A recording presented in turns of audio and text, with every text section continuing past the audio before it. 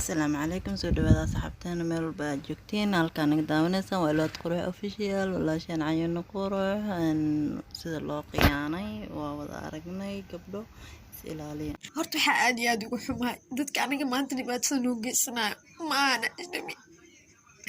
gaalka xitaa sas loogu lama dhaqmo wallahi alxadiim saa aniga noola dhaqansiin gaalada xitaa muu dhaqmaan xuquuqda dumarka waa la ilaaliyaa idinkoo Soomaaliya maxaa ugu dhaqmaysan Cayuuni ma aha kaliya dumar fara badan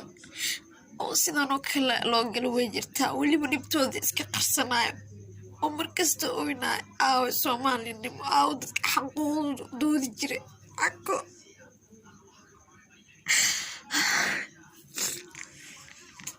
والله waxa aad ugu xumaay dumarkan dhibaatooyinka faraha badan oo la geysto inta la arkay inta aamusana ka dan qalbigooda gubanayo aawi Soomaalinimo sama Soomaali ku tiin aawi islaamnimadii aad ugu xumaay Cayuun wax ku dhacay waxa dareemi karo dumarka taada kala abay Cayuuni waxa la rabaa in adiga ka taxadartid wax walba kugu dhaca adiga ayaa siyeelay maxaa ku qaban karnaa dadkan oo ku sii faafinayaan sorry gafurtaagana iska bedel fudeedkaada way qaladkan cashir buuna ku ahaan doona